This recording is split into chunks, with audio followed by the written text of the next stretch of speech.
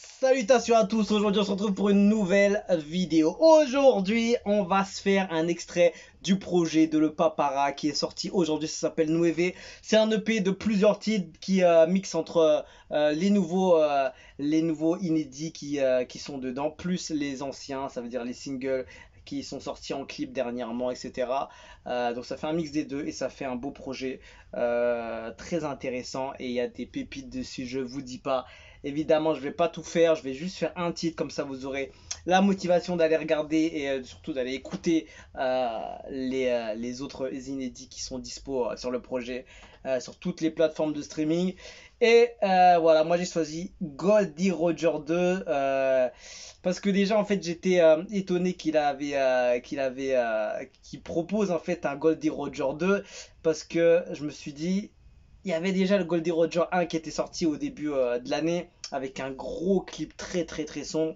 Je me suis dit si il envoie le deuxième, ça veut dire que il prend vraiment ce truc là au sérieux. Tu vois ce que je veux dire? Il y a des titres comme ça, t'as envie de faire un numéro 2, t'as envie de faire un truc et c'est pas tous les titres que t'as envie de faire. Donc je me dis ça, j'ai plus envie de voir un peu ce qu'il a envoyé dessus. Et mais j'ai entendu ce qu'il y avait sur le projet et c'est du très lourd. Et voilà, force à lui parce que c'est qualitatif et voilà, en tout cas la suite va être brûlante. J'ai envie de te dire. Donc on va se faire le Goldie Roger 2. Moi, comme moi, je suis pas du tout dans les bails de One Piece, etc. Donc, je connaissais même pas c'était quoi Goldie Roger. Mais en faisant des recherches, bah, tu peux comprendre que Gold Roger est le personnage clé de One Piece. Il était connu pour être le roi des pirates, soit le plus puissant, celui qui avait atteint l'extrémité du monde. Malheureusement devenu trop dangereux, il fut exécuté dans sa ville natale de Logtown. Ok, donc c'est quelque chose en référence à One Piece. Voilà, c'est le seigneur des pirates, l'ancien propriétaire du trésor légendaire. Voilà, c'est une figure de One Piece et voilà, ça fait référence à ça le titre. Donc je ne savais pas, non, je suis pas du tout dans ces trucs-là, donc à mon grand désarroi peut-être, mais peut-être que je vais y mettre après. Il y a tellement de gens qui te motivent à aller voir ça, donc peut-être dans le futur. Donc en tout cas, on va se faire ce son produit par Quicksox, Mix Master Quicksox, Rec, Block Studio et MGM Label, toujours la même équipe. Donc Goldie Roger 2, c'est parti. C'est Roger. Allez streamer le projet, Nueve. Pour rapport qui sache, c'est Goldie Roger. Alors. 2. Oh le tag. J'ai épaissi les lots. Oh. J'ai dézippé la veste et j'ai sorti la quicheta. Comme Iniesta Xavi, gros j'ai la fista, tu te demandes c'est qui sort. Et tu connais l'équipage. Ta mère c'est une chouin, ta soeur c'est une fissage. Oh.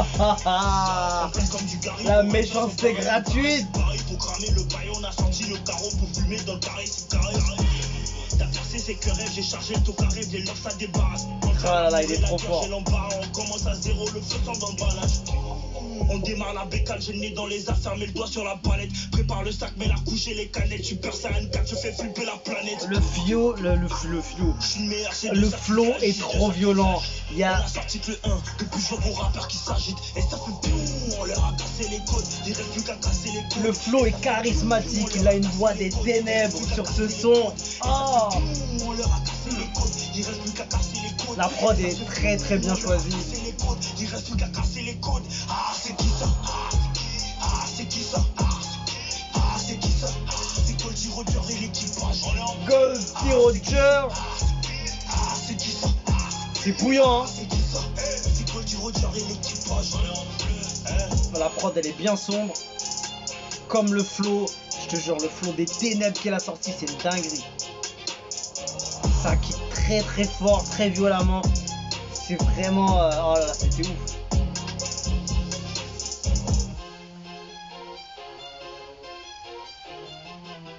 Et là tu comprends pas, ça s'accélère. Et là t'as un morceau caché dessus, donc en fait...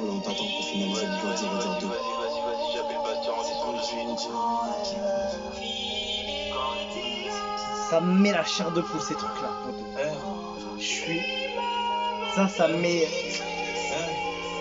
J'écris depuis l'époque des fans, des piscines et sans papier. Écoute les lignes, premier public, j'étais en tenue kaki. Elle m'a dit je t'aime, minute après un pote qui cardirait. Premier échec, personne. Ça c'est trop pour moi d'entendre un truc comme ça. L'intro avec tout ce qu'il faut comme ça là, changement de prod, petite intro genre studio, tout ça. Non, c'est magnifique. Après tu repars avec un autre beat. Je pensais que je tenais à toi, pour elle mon cœur a chaviré. Le jour suivant je me suis taillé après qu'elle soit déshabillée. Je t'ai brisé, c'est pas rien, j'ai pas de remords, limite je m'en fous, je sais pas pourquoi, je me sens pas plus maquillé. Je ressens d'appel mais ça vient pas du cœur, j'arrête de papiller. 3 points comme cœur. Très très chaud, hein, franchement. Effet papillon, ça s'enchaîne sur m'entourer du parier. Maintenant j'attends. On sent les bacs, la délivre derrière, elles sont très bien faites. Je sens qu'il y a plus de chaleur, pas de danse. Je me sens ailleurs. Ce soir je ne me vois pas trop d'ange. Et pour tous ces néros je suis d'ange. Oh là là, ça mérite un clip, poteau, ça mérite un clip. Il faudrait que je me range. Je reviens au bled accueilli comme un roi, c'est ce que je méritais. Si j'ai un fils un jour de ma voix, il hériterait. Quand j'aurais pensé aux choses, j'aurais pu éviter. Je me dis faut prendre les choses de force, ça sert à quoi de méditer. La voix samplée là derrière, là c'est énorme, c'est magnifique. Ça me tue ça. Ah là là, les prods comme ça avec des samples de ce genre là.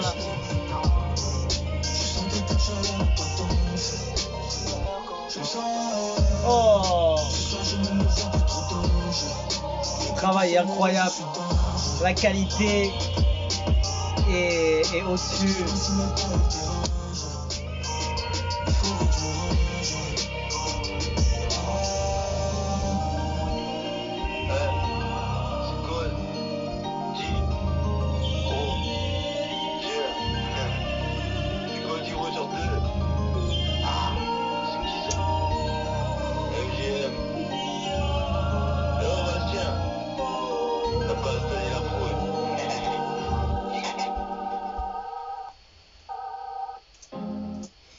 Et voilà, terminé. C'est le Goldie Roger 2. C'est gigantesque. Franchement, c'est une dinguerie, pas possible. C'est ouf, c'est ouf. Moi, je kiffe trop les morceaux où t'as 2 prods qui arrivent à se fusionner au milieu comme ça. Et en plus, il y a une intro d'album. C'est magique comme comment il a. Moi, je surkiffe. Tu vois, t'as un changement de prod. Doucement, l'intro, ça parle genre téléphone. Doucement, le centre de la voix derrière, parfaite. Tu vois, elle prend bien toute la place dans le son. Et après, t'as la prod qui arrive, les drums et tout. Et après, boum, ça redescend. Et le son, tu l'entends plus jusqu'à qu'on arrive un peu plus à 1 minute de plus. Après le style avec la voix téléphonique, un peu l'effet. Bon, je vais pas l'écouter 2 fois, mais ça c'est des signes d'artistes qui ont envie de faire de la vraie musique, de la musique pointue, de la musique qualitative et de la musique vraiment intéressante à l'écoute, aux oreilles, et vraiment faire un truc qui sort du lot, prendre exemple sur les meilleurs et faire la meilleure des tracks possibles, tout simplement. C'est comme ça que je vois un son qui est comme ça. La prod elle est monstrueuse au début. J'ai dézippé la veste et j'ai sorti la quicheta. La prod elle est très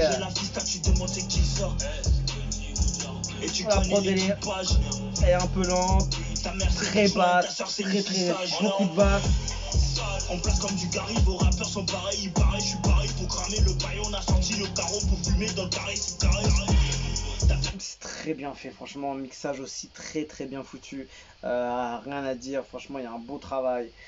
Il y a un beau travail dessus et c'est ce genre de morceau qu'on veut entendre et voilà, il est en français sur tout le morceau et moi je pense que ça va faire du bruit.